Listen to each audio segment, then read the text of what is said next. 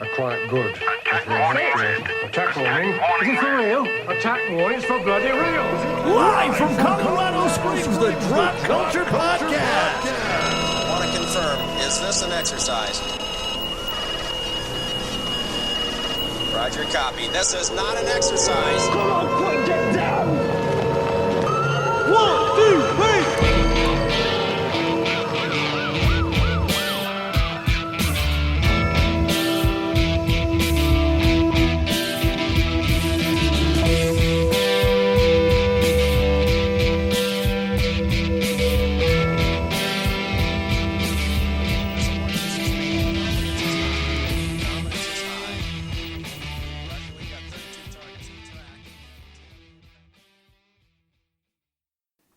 Welcome, everybody, to the Drop Culture Podcast. This is that podcast where we pick up that piece of pop culture you forgot about or missed, shine it up real nice, and cram it in your ear holes.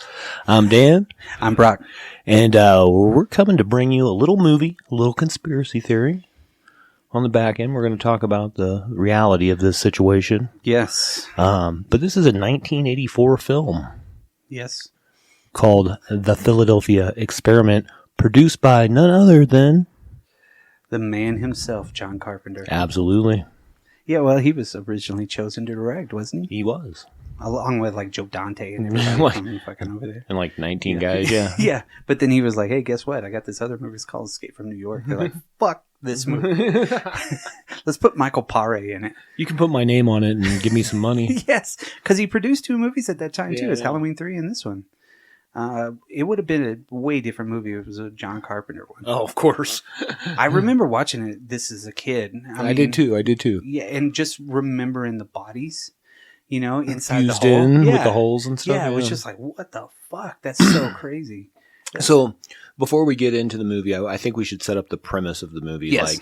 So there is conspiracy theory about the Philadelphia experiment, which was a ship. They were an experiment they were doing on a ship called the U.S.S. Eldridge, where they were trying to make it invisible to radar, basically, Based off or of sonar. Yeah, because they were getting killed by subs out there in World War II, Yeah. and that's real life. right.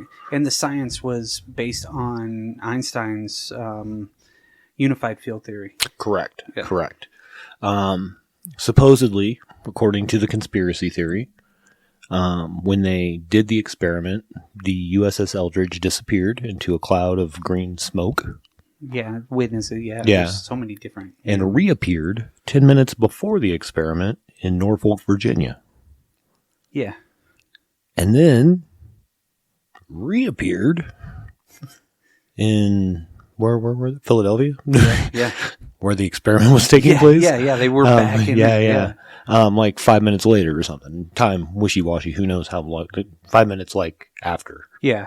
It was, it was Not yeah. 5 minutes after they were in Norfolk, because that makes no sense. Yeah. Because it was 10 minutes before, and that would be before the experiment ever even happened, and therefore they would have never disappeared. I guess Somebody I don't would know. have radioed at that point. They're like, "Hey, what's up? Hey, we got 2. You guys are over here. Did you guys? Okay. So, anyways, when it reappeared, there were burnt bodies. There were bodies that were fused into the metal, and there were 2 missing Navy members of that ship. So that's where we're gonna leave it there. There's more to this theory. When we get into the conspiracy theory part, Yeah. but I think we should at least know what the basis of. Yeah. I have some notes on that too. Okay. Do you want to get into that now? Do you want to get into the whole conspiracy theory now? Yeah, might as well. Okay. So we're going to do that first. That way that we can tie the movie into it, because the movie does tie in some of the A lot of them. Yeah, a lot Yeah. of different things. A lot of weird stuff. No, yeah. I originally this was supposedly an account that happened on October 28th, 1943. So it was during the war, but yet we were experimenting with this weird shit because it was a destroyer. Correct. So that's a pretty big fucking ship. Yeah. A not destroyer escort class. But they were working on that unified field theory, which is what is it? It's a class of potential theories describing mathematically and physically the interrelated nature of those forces of electromagnetism and gravity untying their respective fields into one. So you're taking all of these different realities and putting them all together. But it's just theory too. Yeah. It's just a deep Einstein theory. Yeah, you know? Yeah, it was kind of like one of his what do you say? It left on the shelf. Well, and in real, that's true. Yeah. And but at the time, Einstein did work with the Navy, so this was that there is some fact in that that piece. Yeah. If we're gonna, all things being equal. Yeah. The report that's given was eventually it was by a merchant marine or Carl M. Allen. Yeah. Well, come to find out, he went by a different name for a while he was corresponding. I don't remember what Alejandro or something like that. Yeah. That's not right, but you know what I mean? He sent the book with the notes in the montage, right? Yeah. So he, at one time, said, nope, I made it all up, blah, blah, blah, blah, blah. And then later, about the time people started making money off this story he made up, he said, oh, no, it's all real. I lied. And then there was a gentleman who said, hey, I'm one of those guys. I'm the Navy guy that, came back. Wow.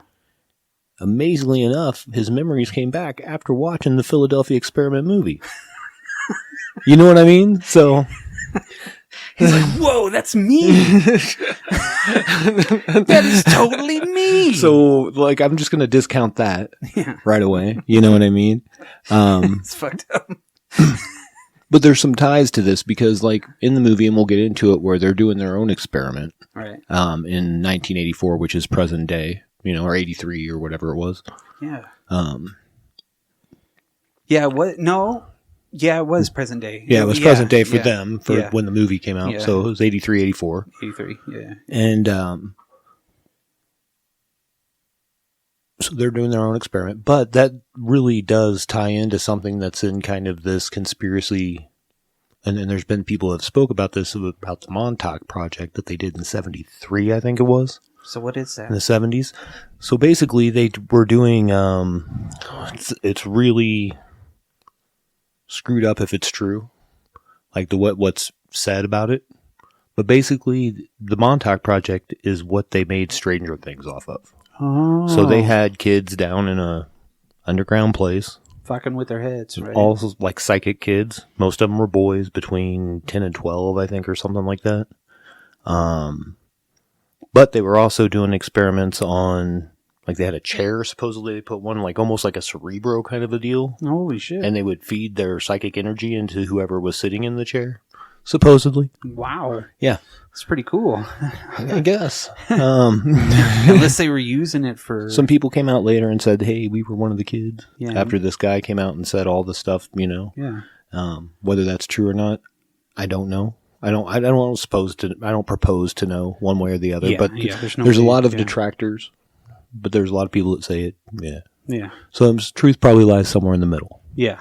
But anyways, when they were talking about the Montauk Project, the guy who said he worked on it, he said that they were the ones that, when that happened, they brought the Navy people in through time through a portal they created. Oh, so the they two could Navy reach guys. so they could reach into that. Okay. I gotcha. Not on purpose, it just happened. Those Navy guys from the Philadelphia Experiment came in through that. Holy shit. Right? That's pretty fucking cool. Eventually, they opened a portal and some kind of monster demon thing came out and killed a bunch of people, supposedly.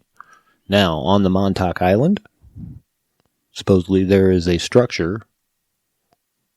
Is it an island? Whatever. Montauk? I don't remember. The sound. It's been crazy. But where it is, supposedly they've taken geologists and all kinds of things out, and there is a base that's been filled in with concrete. God damn. Now, that's what we know. Those are the facts. Now, there was a guy who had written and worked with that Allen guy. He was a scientist, kind of UFOologist, something like that, but he had written a best-selling book, and then, his last two books didn't do well. And he had reached out to another person in that, said, I figured it out, I got some stuff on all this that happened, the Philadelphia Experiment, all that. Right. And he said, okay, we'll meet for dinner the next day, and we're going to go over all your notes. He was found that morning that day in a park. All his windows were sealed up with washcloths and stuff, and there was a pipe coming from his tailpipe into his car, and he was dead. Damn. So, everybody's like, well, the man got him. Yeah. But, now, again, I'm going to play both sides of the fence here. He had been divorced recently. Like, his last 2 books didn't do well. Like, there was a lot going spiraling down. You know what I mean? Yeah. Yeah. So, and he worked specifically with this Allen guy. When he was writing under that pen name and doing all that, that guy was sending him letters. And then somebody uncovered that it was this Allen guy who was trying to figure out what that pen name guy was. And come to find out, like, this guy is all over the map on the conspiracy theory things. Like, he's a lizard person. He's part of this. He's part of that. You know what I mean? Huh? So it's all, from my viewpoint, that guy is bullshit. Yeah. You know what I mean? Sometimes the craziest is the truth. That's true. Which is weird. But if that happens, that all these are tied together in some way, and like... Then we got, a they live situation.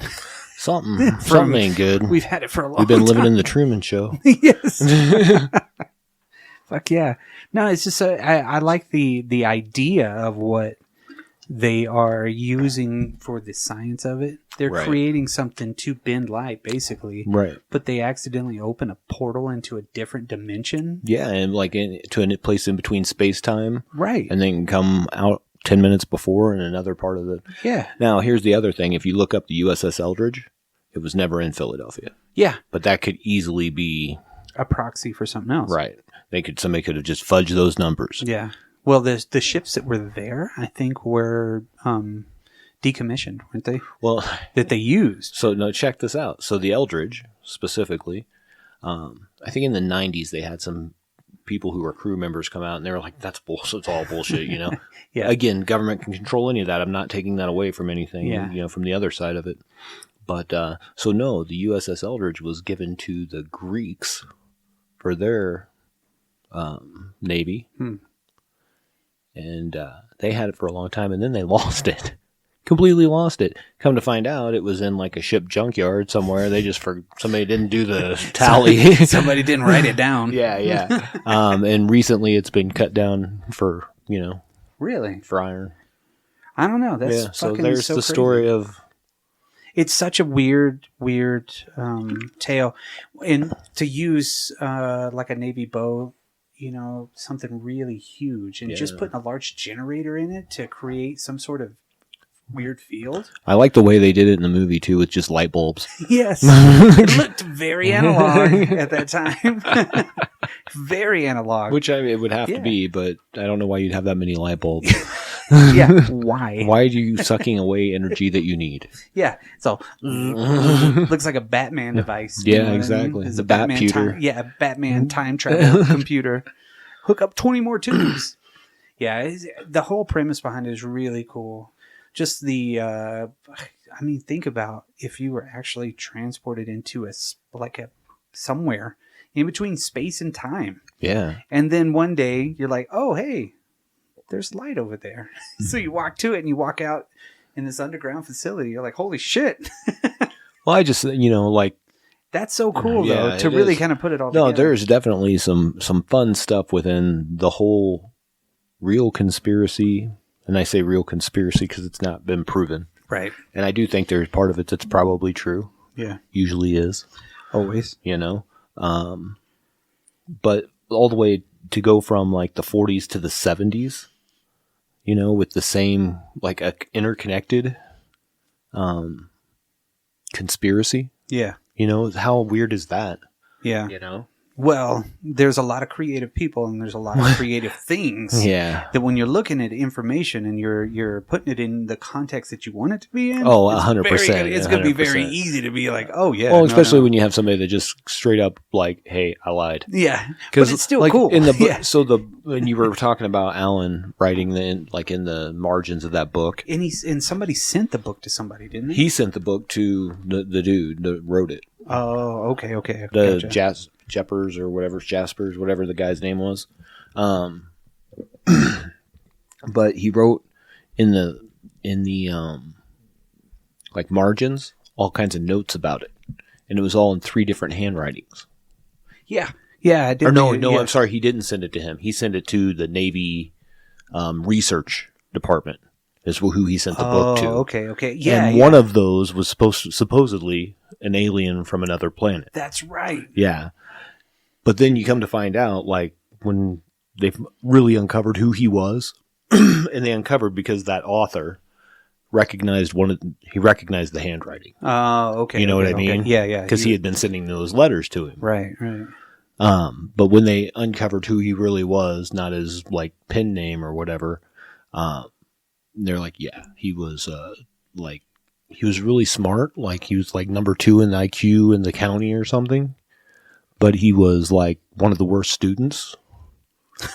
And so his brother even said it was almost like he didn't have his own idea. So he would buy books and he would just write in the margins of all these books all the time. Almost creating his own story. You know what I mean? Right. So right there, like, everything that's associated with that guy in my mind is all garbage. Yeah. You know what I mean? Yeah. All right. I could see that. So I did a little research on that just because I wanted to know really what it was. Yeah. Yeah. I thought that's why I took a little bit of notes on it too, because I wanted to see what the experiment was about. Mm-hmm. I don't know. There's another cultural tie to this movie, and that's that the the Enola Gay was outfitted at the Air Force base that they were on. Oh. In the movie. Okay. So it's like that's where the atomic bomb took off from. Yeah. What? Crazy. Why? Yeah. But I understand it because, there's not that many Air Force bases out in the middle of nowhere. You'd be surprised. Yeah. A few that we know about. Maybe those aren't allowed to have directors and actors on it. No. But yeah, so we get this movie. Yes. That has spawned a sequel. Yes. Starring Michael Paré or Perry. Never Whatever. seen the sequel. Never. And I'm not going to watch it unless you make me do it for a drop in deuces. Nope. Okay. And then there's the remake that came out in about 93. Which also had Michael Paré in some part, because I didn't watch that either. I just saw that he was in it. And it was a made-for-TV. Was that in 2012? Was it? I think so. Yeah. Well, just the whole idea, I remember watching it. Back in the day, just thinking, that's fucking crazy. And then when I got older, watching it was like watching Starman or some shit. Yeah. You're like, oh, I get it. I'm too young for this now. But no. Fucking totally cool movie. Yeah. So it was 1984 that this motherfucker came out. And I think, how much money did it make? It had a budget of $9. It made like $8.5. Yeah, it wasn't good. Yeah. Lost a little bit of cash there. Not enough that they didn't make part 2. Well, that was years later, though, and it was about a stealth bomber. I know. Something weird, yeah. So, I don't know. But we've already covered one of this director's actual movies. Absolutely. The Ice Pirate. Yep. Mac and Me. Come on. How can you go wrong? And that's Stuart Raffil, right? Mm-hmm. Mannequin on the Move. And Tammy and the T-Rex. How many of these movies are kind of listed on the worst movies ever? Yeah. But he did have Passenger 57 in there. Right. That was number 1 at the box office on opening weekend. Yeah. Who are you? Passenger 57. I'm Blade. Well, and here's the writers. You had Michael... what is his Willie name? Mays Hayes. Janover. Sorry. Yeah. Michael Janover. Yeah. Didn't see hardly any other credits that would kind of tie to anything. William Gray, he wrote or was part of the writing team for The Changeling with George C. Scott, RoboCop. Nice. I think 1, 2, and 3 maybe. He was around there, and then Prom Night. So this guy had some pretty good shit. And then you have Wallace Bennett. Didn't really see a lot of his stuff either. But then again, produced by John Carpenter. But you had Dick Bush as the DOP. Dick Bush. I feel like we've talked about Dick Bush in the past. Dick Warlock. I know. Dick Warlock and Dick Bush. Well, I mean, He's got a lot of dick bush. he's got a lot of it. It's blended. He did some weird movies. Would have been a good spot for Manpower or what is it, the Lawnmower 4.0 or whatever by Manscaped. Yeah, the when you're talking balls. about Dick Bush. Dick Bush. My nuts need shaving. Sorry. Don't cut my sack. Sorry for those listening that really want to learn about this movie. Yeah, here we go. No, he was part of, he did the DOP he was the DOP for Blood on Satan's Claws, Twins of Evil, Dracula, AD, 1972, Tommy. Yeah. I thought that was a pretty good one right there. Victor Victoria. We know that's fucking huge, you know. Yeah. All of the fucking Pink Panther movies after one, I think. Really? Yeah. Little Monsters. Oh, there That was you one go. of his last ones. But the way that he shoots these movies is they're like almost like television shows. Yeah. You know, very not wide enough. I don't know. It just It's didn't not have very the scope. theatrical. Didn't yeah. have the scope Yeah, that it should have. You know, there's a lot of problems with this movie, but What? well, let's start with the actors in this movie. Michael Paré? Michael Paré. I don't know how you I don't say know how it. you say it either. He plays David, one of the sailors, Yeah, and I would say he's like our main guy, you know? pretty much. But you know the movie that I remembered this guy from? Eddie and the Cruisers. Mm-hmm. Which is saying something. Yeah. That I remembered Eddie and the Cruisers. Right. And Eddie and the Cruisers 2, Eddie Lives. He was in Bow and Tomahawk. Yeah. Well, no, much later, yes. Yeah. For sure. But that was like, I was fucking Eddie. Village of the Damned. Yeah. He was a regular on Greatest American Hero back in the day, dude. Yeah. He just didn't. It seemed like his acting in this was like too natural. Yeah. I would say, You could tell he forgot lines and they left it in. I would say for most everything that I've seen him in, it's kind of been that way. Hey, he's doing more than I am. Oh, dude. And I don't, like, I was looking through his filmography thing. Jeez. It's I was a like, lot. Well, and I'm like, I didn't even know they made a Far Cry movie. What? Alone in the Dark 2? He was That's a film? Blood Rain. You know? I mean, come on. I mean, the Lincoln Lawyer? Where the fuck did that come Yeah, from? right. Just kind of out of the fucking blue there, Mr. Paré. But yeah, Bone Tomahawk, of course. You Yeah. know. I don't even remember. I don't in know. it. Yeah, of course not. Gonna have to watch it. He was probably the barkeep. Gonna have to watch it sometime. Nancy Allen, of course. Yeah, Another RoboCop tie. for sure. She was kind of like the shitty girl next door. You know what I mean? She was like the bitch. Everybody fucking hated her from Carrie. Yeah, God damn. She was such a fucking bitch. Well, in on this Carrie. Movie, she was hungry. She's thirsty. That girl was thirsty. She's thirsty. She's thirsty. She's like, "Oh, you from 1943?" Well, this guy I just broke up with him. And she doesn't have a southern accent. I don't know why I'm making it sound like that, but Nancy Allen's one of those character actors that she's always done a good job. oh yeah, absolutely. This one right here, her character was not fleshed out either. It was very quick. We get it, and she just really, like you said, she just got caught in a thirst trap. Yeah. I got caught in a trap, and I can't walk out.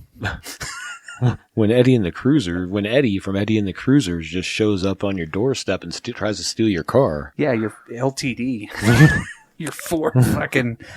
That's like my grandfather's car. I can still smell the smoke in I think it. my mom had that car when I was a kid. Yes. I can still smell that fucking cigarette smoke. Kenton is like, oh. It's back when nobody cared. No. Shit, smoke didn't kill you back then. It does now. What's changed? Then you got Eric Christmas. No, that is my favorite guy just because his name is Eric Christmas. Come on. Yeah, like Lloyd Christmas. Yeah. He's like the head Christmas. Right. He played the Dr. James Longstreet. Yes. He was on the Andromeda strain, which Yes. I just now Yeah. kind of got into. Of course, Harold. Johnny and got Maude, his gun. Porky's. Yeah, all the Porky's 1 and 2, I think. Attack of the Killer Tomatoes. I was getting there. The lesser of the tomato movies, but yes. And by lesser, I mean only lesser than the second one. The second one. Air Bud. is my favorite one. That's my call right That's there. your call? Yes. I'm like, holy shit, he did Air Bud. Fucking legend. Then you got Bobby DeChico. I've seen Bobby DeChico in a whole bunch of other things, but like this one, again, it was like, hey, psst, act. Psst, act. For sure. He was Jim Parker. He was the other sailor. Yeah, that made it the to the other side. And I want to say in real life they were brothers, and not in this movie though. Just so we're Oh yeah. Well, he did a lot of sequels, except for 1941. Yeah. And she was in that. The Big Red One. The Fuller movie. Maniac Cop 3. Oh, there you go. He made it into the third one. And Ghoulies 4. Did 2 episodes of Murder, She Wrote. I know. There's a couple Fall Guy credits in there too. Is there really? Yep. Oh my God. For A-Team? everybody. A-Team, Fall Guy, Falcon There's an A-Team Crest. one for him. Yeah. Falcon Crest is represented mad sick on this. There's all like this. It was a sweet spot of 80s stuff for this guy. For Yeah, sure. oh, yeah. Cagney and Lacey, The Equalizer, Murder, She Wrote, A Tales from the Dark Side, and an A-Team. Let's go. Is that all in the same year? Should have been. Probably. No, they're a little bit apart. Yeah, he was Bobby DeChico. That's his name. Bobby DeChico. Bobby DeChico. Hey, Bobby DeChico. How you doing, man?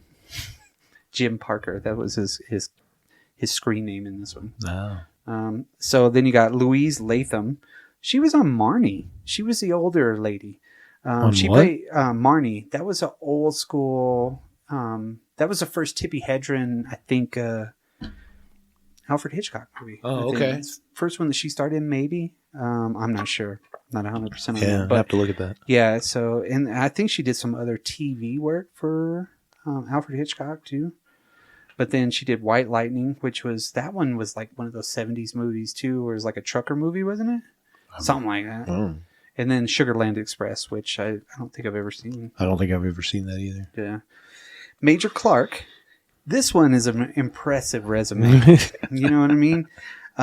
Keen Holiday, he played Major Clark, and he is represented Roadblock for the G.I. Joe television series since the first one. Nice. Fucking rules. Yes, when I saw that, I was like, that's Roadblock. Oh, man. That dude rules. That's fucking awesome. Joe Dorsey is Sheriff Bates. Anyway, Keen Holiday, he really didn't do a lot of other acting stuff. It was mainly fucking voiceover shit.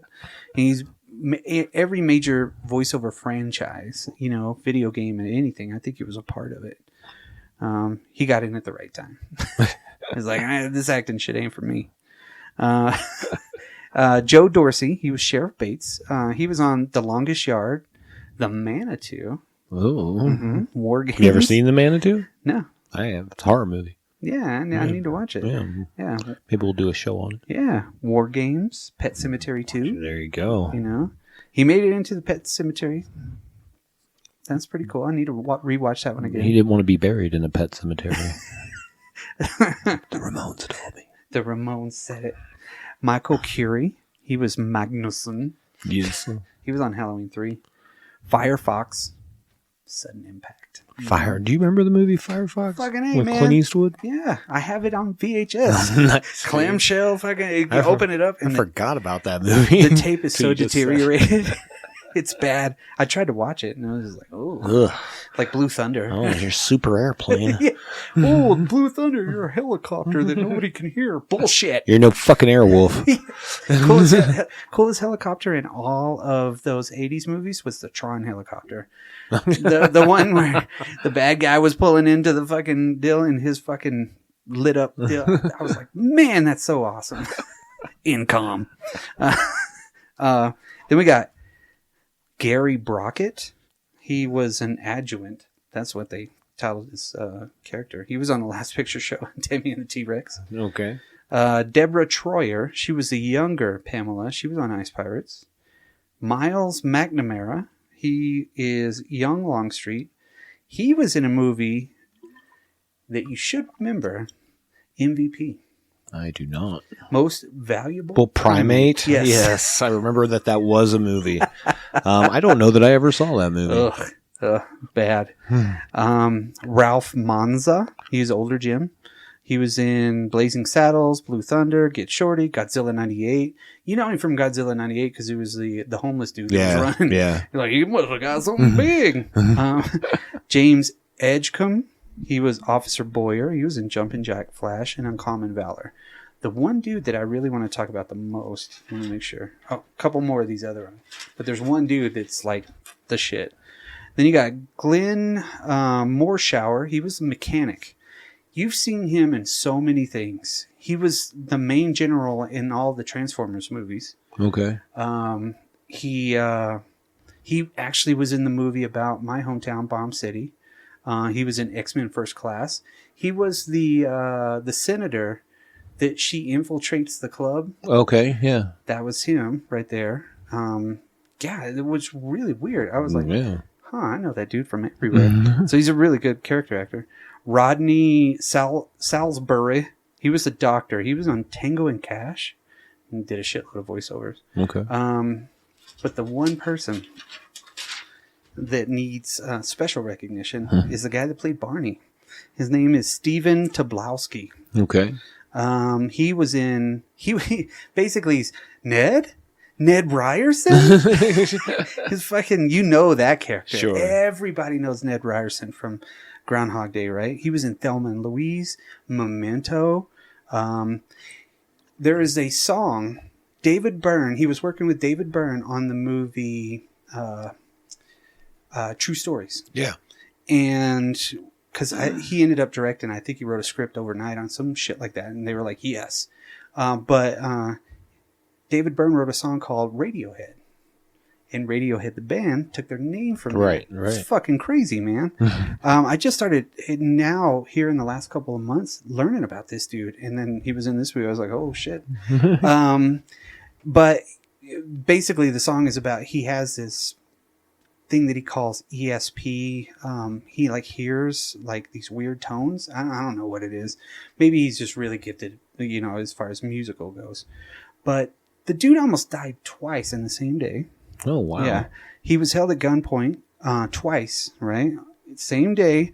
One was at a bar. And then, God, he came back to go to the pizza joint. Maybe it was two different incidences, too. And somebody tried to stab him in the fucking stomach, but it hit his belt buckle. Right. This guy needs to make better choices. Right. Where is he going, right? What kind of pizza joint you going to, bro? This is where I heard this story and I was like, holy shit, this is fucking pretty cool. But the very first time Stevie Ray Vaughan ever recorded in the studio. Okay. He came in and, because this dude's from Dallas, Texas. It was his band called A New High. Okay. They were recording a record. They needed to play a lead. So they knew, I think it was Jimmy. And somehow Jimmy like told him, hey, my little brother will do it. He went in there and this dude was like, Stevie could play like anybody. And he was like 14, 15 years old. Sure, dude. And we were all just, the first take he did, everybody was just like, oh. And then he was like, well, you want me to do it like B.B. King? And he was like, oh, okay. So he did it. They were like, sure. They let him do all these different takes of all these different, and they were just like, holy shit. But it was a very first recording. And it was this dude's band. That's crazy. The guy that Radiohead's named after. I mean, what the fuck, right? And he's in this movie. And he's Ned? Ned Ryerson? Watch out for that puddle. Right. I mean, those principles in there, there's a lot of good actors. He's probably the most prolific but underground one. So he's probably one of those like everyday. He's one of those guys that's fucking cool as shit. You know, he was also on the Goldbergs. Fuck, man. He's been on so many things. But yeah, he's always playing these weird offside roles, you know? Sure. He almost reminds me of like he should be starring in Harry and the Hendersons or some stuff. You know what I mean? But yeah, those are all the principles for everything. And I mean, this movie had a lot going for it. But did it? What was that? This movie had a lot going for it, but did it really? And I asked, what was that? That it had going for it? I don't know. John Carpenter producing? Maybe that was it. But, I mean, the whole idea behind it, it has a great story idea. It seems like a American International Pictures or whatnot, AIP or whatever. It looks like a Corman movie, in a way. kind of. Just very, very American International. Wait, is it American International? I don't know what it is. Whatever the fuck. Doesn't matter. Yeah, but it has that feel like they didn't have that much film. Yeah. You know, especially whenever lines are flubbed or when they're doing the intense, talking scenes. Right. And you could tell that maybe Michael Parr didn't really know the script. I don't know. I don't propose to know. Yeah. That script could have been written as they went, for all I know. Yeah. But I think there was like 9 different fucking drafts of it. Oh, really? John Carpenter turned in 1, and I Right. think everybody did the other ones, which is always the case with a lot of these movies that need to get made. Again, this might be a rights movie. Yeah. You know what I mean? Get the rights, secure the rights, and we own some money, later on down the road. Well, I think you could make a cool-ass movie now, Of course. But not try to make it like this. No. That's the whole problem that they do is they're like, oh, we love this movie, but let's either completely change everything and just leave the name. And then or let's just make it kind of like it was, not really improve on it. Well, I think that, and it's like right away you almost establish that it's going to be a love story. Like, and I don't say mean right away because let's get into the movie. Yeah. So the first, I don't know how, we start out in 1943. Right.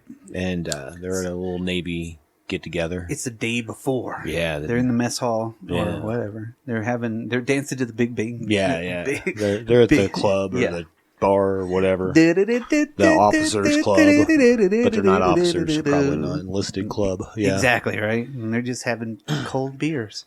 Yeah, having cold beers. And we find out Jimmy has his wife, Pam, is pregnant.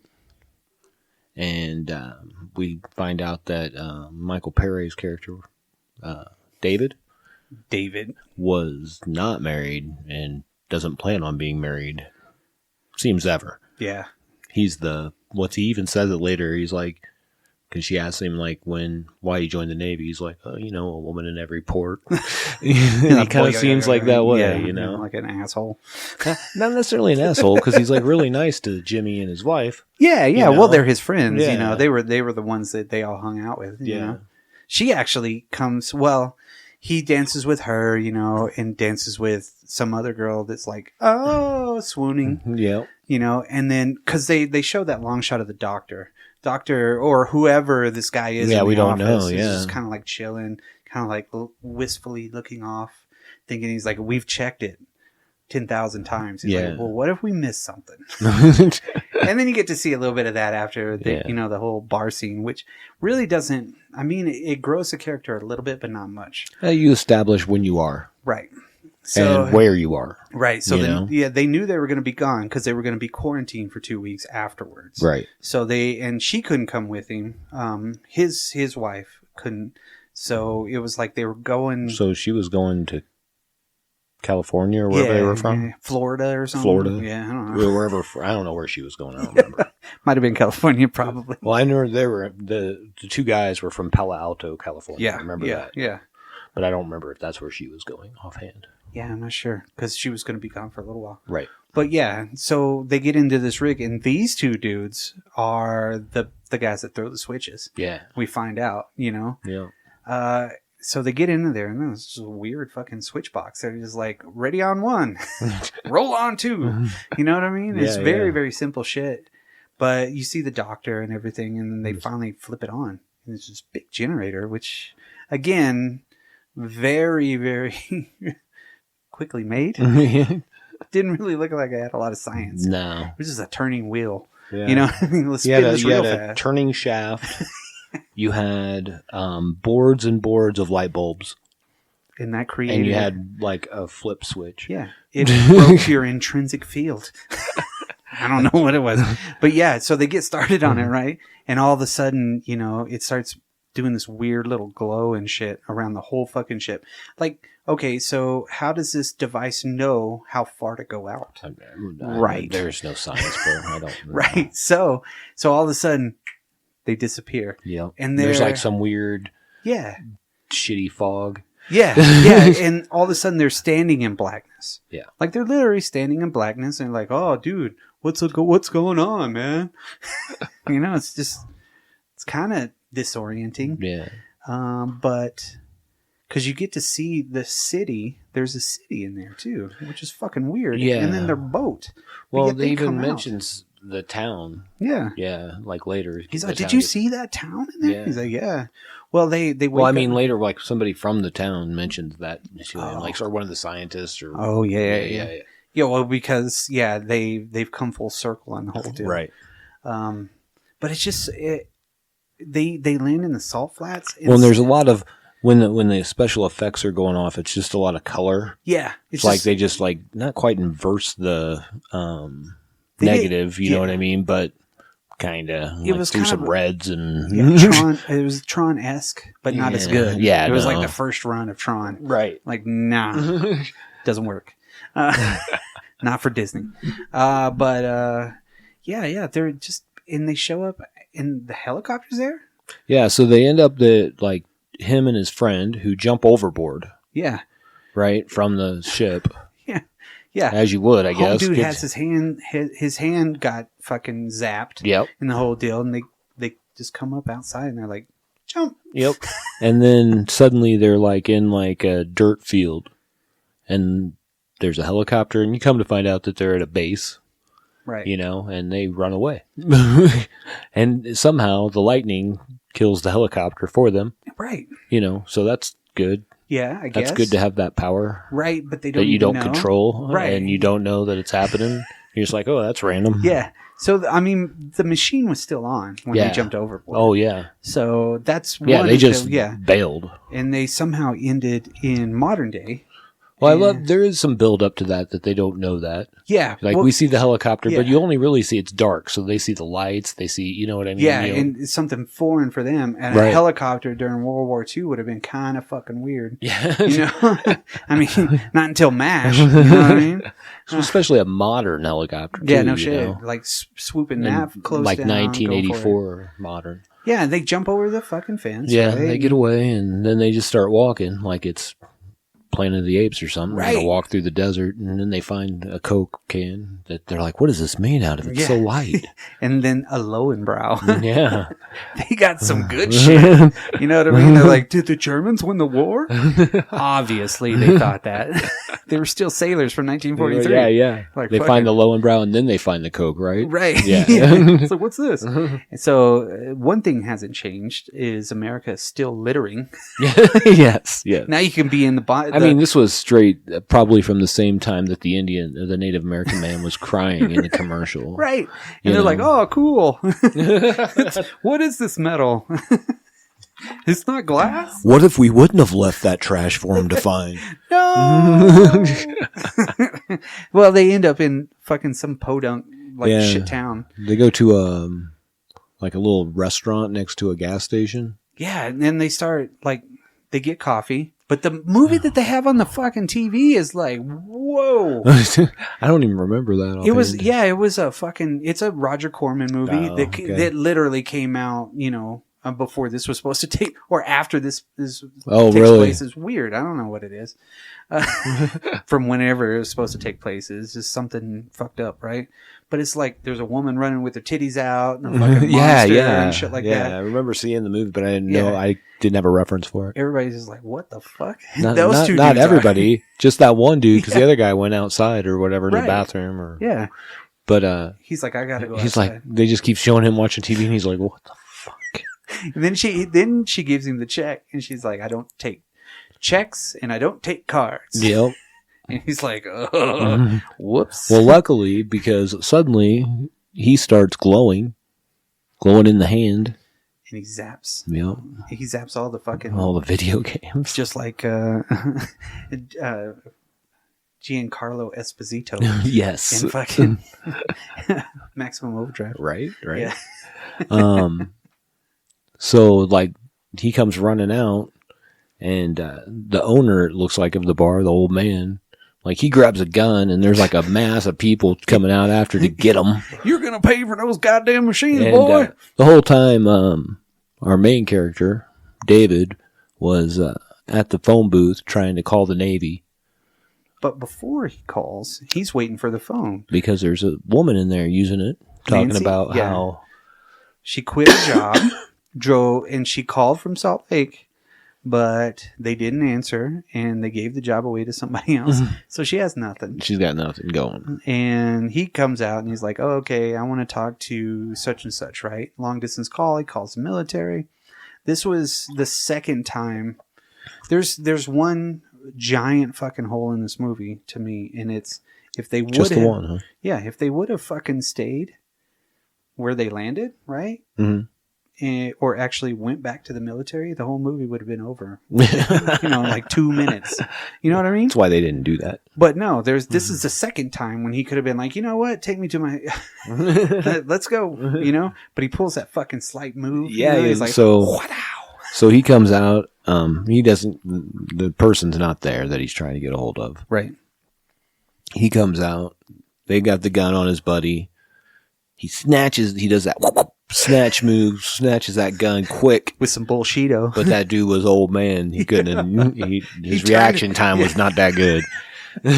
So they're gonna steal Nancy Allen's car. Yeah. She has nothing. Her bag's outside of it. Yeah. Fucking, she's What a got no dick. money, nothing. And she's like, just take anybody else's car for mine, please. He's like, where's the stick shift? Where's the clutch? Yeah. That's what he says. Yeah, where's the clutch in this thing? And then so he's like, I can't handle this. So he's like, you're coming with us. Just get in the fucking Yeah. car. Will you put my bags in there? That's all I have. He's like, I don't give a shit about your bags. But then he puts them in there. yeah, he does. Yeah, so they get to driving. Yes, as you do. And Yeah. Michael Perry's somehow in the front, and a friend that's all zapped was in the back, I believe, right? No, it was vice versa. Vice versa? DeChico was in the front. Oh, DeChico was in the front? Mm-hmm. So they're like, I don't know what the fuck they're doing. They're trying to get away. Yeah, yeah. And then... Oh, that's right, because he has the gun still Yeah, yeah. at this point. So they're asking... David does. Yeah, they mentioned, at the bar, they were like, what state are we in? And the woman, the waitress was like, you don't even know what state you guys are in? Right? And then when they're in the car, they're asking, what day is it? And she's like, October, blah, blah, blah. And he's like, what year? You don't even know what year it is? So they're growing that Right, part. right. But then DeChico, Bobby DeChico, Bobby DeChico. he has another lightning fit. Yeah. See? And they wreck the car. Yeah, because the lightning hits the car. Mm-hmm. And because it comes from the electrical wires, it's like somehow he draws that power in. Right. But the whole time this is happening, there's a rip in the space-time continuum or fabric of time. It's like a vacuum It's like sucking energy of some sort. It's a planet butthole. Yeah, it really is. It really It's like a just- space anus. Yeah. That's a new superhero, space anus. But it's a giant space sphincter. Yeah, yeah. And it's sucking everything in. That's where we get to see the doctor again. Yes. He's older. And then we get to meet his assistant, and they're like, what the fuck? Where did the town go? So they obviously did the fucking same experiment again, which disappeared a whole fucking town. They even show the jets flying. Like, I don't know, how can you delete a whole town? That's weird. Well, keep looking, and then they get the car flips over and shit like that, and you got all the stadies. They're like, hey, freeze. We got you. Yeah. So they're in the hospital, and I mean, again, this is number 3 where they could have been like, all right, take me to somebody that's in charge, man. Done. He could have gone in there a little bit earlier. You know what I mean? Fucking saved the whole fucking planet a little bit earlier. Maybe even came back with his friends. But no. He waits until the last fucking minute. You know what I mean? To be like, all right, let's go talk to him. After he breaks in. He even broke in. I think at one point he's just trying to get to people he thinks he can trust. Yeah. You know what I mean? I mean, he doesn't really know what's going on, but but he's trying to find those people that Right. those connections. Any military dude probably would have worked. Because I mean, when he runs away, because DeChico's in the bed, and he's like, because his hand's all fucked up, Yeah, right? it's glowy and hurdy. Yeah, and the doctor actually has David in the office, and he's like, "What is the matter with your friend?" He's like, "We were involved in an experiment, kind of tell it." And he's like, "Oh, this is fucking weird." He's like, "You don't believe me?" He's like, "I didn't say that." So the doctor was actually kind of cool with it. Yeah. See, that could have been somebody he could have trusted, but no. No. So he runs away, gets in an elevator with an old person that was on an IV, a big guy that was probably in there for a colostomy, something. And then you had the woman that just had the baby. Yeah. And the dude's in the deal, and he's like, You're gonna have to come with me. Yeah. So the soldiers that were chasing him, Yes. that one of them sneaks into the elevator with him. Actually gets in on time. Yeah. And so he still gets away. Yeah. And then he's running through like a fucking Like wrestling around the elevator with a pregnant woman. Yeah, no Knock the shit, right? Shit out of both of you. I know, right? and then I mean they fall out of the elevator, and then he goes into like some fucking upper crust dining experience in the middle of this little bitty town, it seems like, right? And he jumps on the table. Whoops, excuse me. And you know what I mean? Yeah, it's kind yeah. of like it's unnecessary. That place actually reminds me of the Gold Room. It's weird. Oh, yeah. The Gold Room here. Yeah. Really big time. But yeah, so Nancy Allen ends up picking him up. She's like, all right, I'm gonna go get him. So again, they could have gave up right there. Made it to the base, kind of fixed everything, but they didn't. Nancy Allen's definitely not going to do that, because then she might not get to hang out. She wants thirsty. the dingling. Yeah, she wants that dingling. So they find this weird hotel while this major fucking cataclysmic event is going on, and everybody else is like, let's eat fancy food.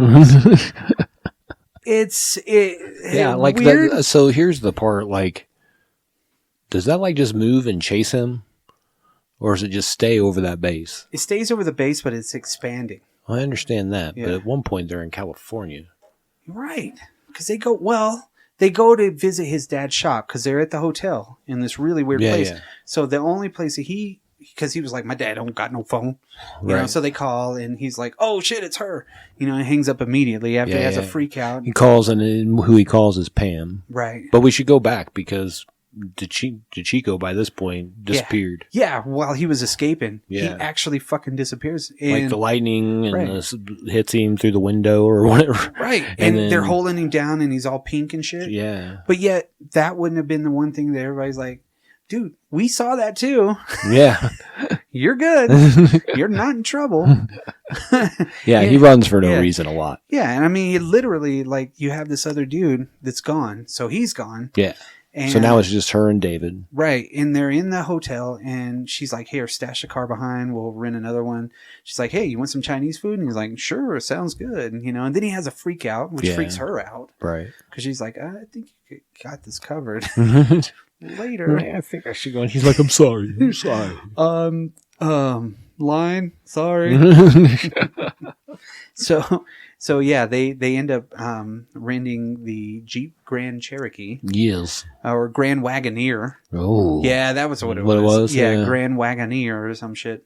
So then they because they find out she's there after they call. So they go to the gas station, and the dude just like won't let them. Like he's like, it was almost full anyway. Yeah. Do you want me to check the oil or something? And then even he's like, oh, what happened to the man in Yeah, his because they go photos? there and there's like photos, and they're like, she's like, wait, that's you. Yeah. And all the photos are of like his dad from the 30s and Yeah, shit like yeah, that. yeah. The late 30s. They had moved into over. this, into the 40s, right? Because he Right. said that's when he got really popular. Come to find out, he's well known, like race car driver, very successful. Yeah. And it kind of breaks his heart that his dad's, not 125 years old and still living. Exactly. Like he wasn't going to see him. So it's just not going to happen. So he goes out to his buddy's place. And, and his wife is there. And he's like, do you remember me? She's like, yeah, I know you. Yeah, he's Bobby's here too. Well, at first Yeah. she's like, no. I don't It know must any. be some mistake. Publishers Clearinghouse. No thanks. Yeah, she basically they get in and she's like, "Oh no, he's alive. He came back." What? He came back? Yeah. That was fucked up. And then so you have a lifetime of this guy getting told that it was bullshit You know, the whole time that was a figment of your imagination. Yeah, so he comes back to, and iterates that this is what happened to them during this experiment, and they think he's crazy as sin. Yeah, just everybody else. So he has to live with that shit. I guess now he's a rancher, and he sees him and he's like, I can't fucking do this shit again, man. Fuck you. Right. But all he wants to do is talk to him. And that's another one of those kind of needless things. It's like, okay, dude, you're real. I get it. You validate my whole entire life. I don't have to talk to anybody else anymore. I'm not going to ride away on a horse. We're going to sit and talk. Right. You know what I mean? Yeah. It was a little weird for sure. He's just like, I don't want him. And then he goes in and has a drink. And he's like, I can't do it. And she's like, I understand. Yeah, I get you. But then, they get into the chase. Yeah. So he decides, does he catch somebody? Something happens because he goes to go find the doctor, the scientist, or whatever. That's where his next stop is. Right. Yeah. Which is back under the space anus. Yeah. Yeah. Back to the airbase where he started. What? Exactly. So they have to break in. Yeah. They break into it instead of walk up to the front door and be like, and they don't just break in; they run through the stop, and I see why, because it's just a little wood arm, and one guy who's like, oh, watch out. Gotta jump. Yeah, he's a Wilhelm scream jumper. Yeah, exactly. Every one of them's got it's the dude that jumps in the same way every time. Absolutely. Well, they drive through a fucking wall too. Yeah. Because it's really cheap wall. Right. I mean, it's like a back room of a fucking PetSmart or some shit. It's fucking weird. It's like the back of a tin garage or something. Yeah, it was a she shed. But, so again, another fucking chase ensues. Right. And at this point too, but we do get that when he was at the place with Jim, all of a sudden the federales pull up. Yeah. And we get the cool chase scene through the vineyard. Was it cool? And he comes really close to the edge a couple times, which tricks the people driving Suburbans, which obviously do not handle like a Jeep. And the motherfucker blows up. Yeah, and there you go. There's an honest serviceman right there just doing his fucking duty, and he has to fucking get blown up. To be fair, he got out to try to help them. Right. So David stops. Yeah. He's like, oh shit, they're on fire. I'm good. And he doesn't really look around for people. He just grabs the notebook about him or about what's going on. Yeah, he grabs the whole deal. That's where they decide to go back to the scientist. They go to where the scientist is so they could talk to him because he knew who the scientist was for some reason. They all did, I guess. Well, he was the scientist from before. Right. He was the lead. And they were the guys that turned on the power. Yeah. Well, they had sent a probe into it. Yeah. Into this weird fucking deal, which that's fucking a cool idea. Yeah. They actually sent a probe that stayed and transmitted data. How would you transmit data from a space anus? You know what I mean? How does it fucking bend? Yeah, I don't know. That's the thing. Would you also be possibly sending that same information to 1943? Maybe. Because you send a suppository out there. Yeah, I mean, you're going to fucking, it's going to end up somewhere. Right. You know what I mean? So they had this. That's what I kept thinking. I'm like, are they going to shoot down 1943? Yeah. It's so weird. But yet, so they show him the video. Yeah. After they showed it to us, right? Yeah. You get to see the city and the ship, and then it just passes them, and you're like, okay, you hit plaid. Yeah. I get it. So for real, he's in there and he's like, god damn, my buddy made it back, and even the doctor says no, it was the soldier, the general. Yeah. And he's like, everybody that had these witness accounts said that you came back and saved them. Yeah, you're the one that turned off the power. Yeah, and he's like, how? Because they figure out the reason why that tunnel is still open, the space anus is still going, it's because we're going to have a world record for the amount of space anuses in our show. Yeah, nice. So, again, back to the space anus. So, they're like, oh, well, holy shit, we're going to have to send somebody in. Oh, it should be the guy that was from the 40s. Nobody's going to miss him. No. He already disappeared. Yeah, so, and I mean, even... but then they already have the accounts that he's the one that did it, so now they're just closing the loop. Pretty much. Except... Because they figured out that the generator was still on, and that's why it created the one-way bridge, or the two-way bridge between each one. So, there was no measure of time. No. In between time. So, I mean, he went in there at the same time he left. Yeah. You know? Yeah. Makes sense, Yeah. right? Because all of the soldiers that he encounters and shit like that. Well, my favorite scene is when he lands, and, it's doing the funky lights or whatever. And he goes in to turn off the generator, and there's a thing right next to it that says Maine and like a little valve. Yeah, a little switch. But he doesn't do that. He goes over and gets an axe or something and just starts. Yeah, he can't just go. Boom. Yeah, like it's right there. It's just like it says it. Like it's so like big. This is the movie that has obvious clues and nobody got them. But then he just smashes everything, and those light bulbs got smashed to fuck. The generator got smashed to fuck. The computers got smashed to fuck. Yeah, and Bobby DeChico's out there, and he's like, "Hey, man, what's up?"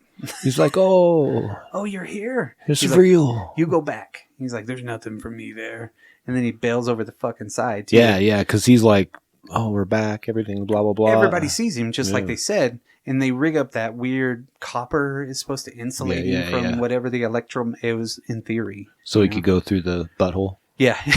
Yeah, well, he had to get lubed up before he went.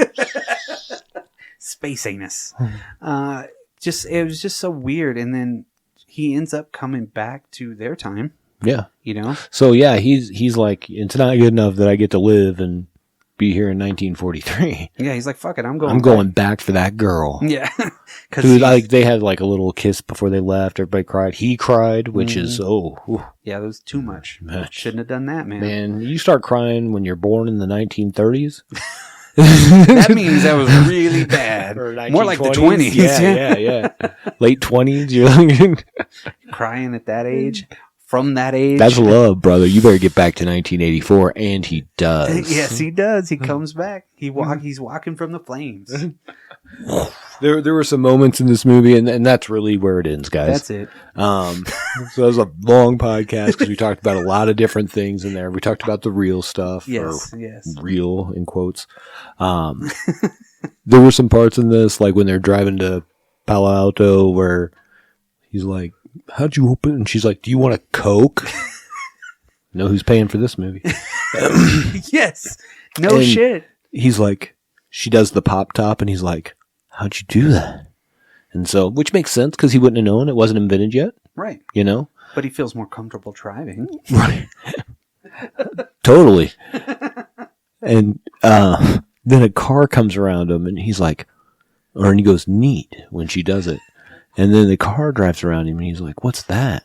And he's like, "I think that's a Porsche." Hey, cha-ching. A little more money. Too bad we couldn't have made a better movie. No shit. And Porsche money. Fuck. Porsche Coke money. And he's like, "That's really neat." Rad. That's why he came back. Yeah. And he automatically knowing what station to turn it on for Big Band in 1984. Right. Get the fuck out of here. They were still broadcasting that shit back then. Yeah, at the same radio station. Well, he was on the other side. Yeah. He was in Philadelphia. And then he ends up in the fucking... But he's from that area. Yeah. The Palo Alto area. The SoCal area. Yeah. So he was like a speed shop dude. Yeah, well, his dad was like, he lived his life one quarter mile at a time. Yeah, right. This is really the story of how Fast and the Furious started. Yes. Oh, shit. He's the father of the Toretto family. His daughter married a Toretto. Oh, shit. Well, I mean, overall... If I have to blame this movie for Fast and the Furious franchise... that's unfair. That's unfair to this movie. That's yes, absolutely right. It's totally unfair. I just want to see like an act off between like David Perry. Oh. What's his name? His first name? David, our main character, Michael Perry. Oh yeah, Michael Perret or whatever. I want to see an act off between him and James Marshall, the main boxer guy from Gladiator. Ooh. That would be an acting something. Just, it's that steely face. Yeah. That dude from fucking Gladiator. What the fuck, dude? Somebody thought, he's going up. Yeah. You know what I mean? It was more like something's going up in their pants for him. You know what I mean? Right. Yeah, nothing good. Nothing good. But it would be a cool act off. Let's watch that. Shit. I don't know. Maybe Michael Paré has actually improved. Well, he could have gotten worse. I don't know. Well, I mean, could have. He was already in other movies before this one, too. Yeah, And it he was like, in Eddie and the Cruisers. Yeah, it's like... He was the Eddie. He is Eddie. He's the head Eddie. So He's weird. Eddie, the head cruiser. He is not... Yeah, he is Eddie. Yeah, of course. Brock. I think that was like a big movie at the time, though. Eddie and the Cruisers. I felt like that was... It was, wasn't it? Yeah. I don't know if it was successful. I just remember a lot of people watching it. Yeah. Like... I had older sisters. Eddie and the Cruisers. Then you had the other one. Maybe he was in Tiger Beat. I don't know. What was the one about the dude that was a ghost and he turns a nerd into like a cool dude? The Wraith? No. No. It was he turns a nerd into a cool dude. Yeah, he's like... he died. He dies during a chickie race, right? And he actually goes over a cliff. It's not Heaven Can Wait. Okay. Maybe it is. Maybe it is. Yeah, I think it is Heaven Can't Wait. Yeah, yes, it is. Yeah. Because, then he's like, all right, he Christine's a fucking car and shit like that. You know, he's like, eee, right? That We're not doing that close. movie ever either. It's really close to Eddie and the Cruisers to me. Really? Yeah, I guess. Okay. I haven't seen Eddie and the Cruisers forever. Oh, I haven't either. Maybe that's more like Eddie and the Cruisers too. Eddie lives. Lives. Lives. He lives. Be cool if it was like the Eddie from Iron Maiden. Ooh, Eddie and the Cruisers. And it's just fucking Steve Harris and shit. Fucking just chilling. All right. Well, I think that has nothing to do with the movie we were talking about, but The Philadelphia Experimente. yes. That's how you say it. Yes. Yeah. It was almost the name of the Rocky movie. Yeah. Well, when yeah. Well, whenever you mentioned it, I was like, holy shit, are we going to do the remake? You're like, they did a fucking remake? I seldom know about those things, especially if they happen in certain periods. I'm like, I would have never watched that anyways. I'd probably murder myself. The early 90s remakes were horrible. Yeah, and then I was, what was I watching the other day that had the worst fucking soundtrack? Oh, yeah. Jet Li's The One. Yeah. Ugh. Everybody is that the multiversal one? Mm-hmm. Yeah, I remember that. And all it was If I like kill nu enough metal. Jet Li's, I get more power. No, more there's Jet only Li two of power. us. Yeah. There's two of us, and we're both the same strength. Except for he's the one. No. It was that time period of that shitty fucking music. Get down with the sickness. And it was Jason Statham playing Jason Statham. Yeah. Best version of that song's done by Richard Cheese. Oh, yeah. But there we go. Yeah, so that's it. All roads lead to Philadelphia. I guess. Sure. Motown Philly back again. But with that, we've been Dropped Culture. Hope you enjoyed us talking about the Philadelphia Experiment from 1984 and the Philadelphia Experiment from 1943 that were, maybe really kind of happened or didn't. But you can let us know what you think about any of those things over at dropculture.com, or you can hit us up on the socials, Twitter, Facebook, Instagram, your mom's house, whatever. Yeah, what else? Drop us an email. Yes. dropculturepodcast@gmail.com or Yahoo or Hotmail. Or right. Whatever. Well, and anybody out there that's listening knows where I could find all of the Tales from the Crypt TV shows. I'd really like to. Yeah. Thanks. Just let us know. On some sort of format. Yeah, one of those. Yeah. I'll watch them. There you go. And as always, just remember this episode is brought to you by Matein. Ain't nothing fresher than Matein. Ain't nothing fresher in this world now. All right, later, dudes. Peace.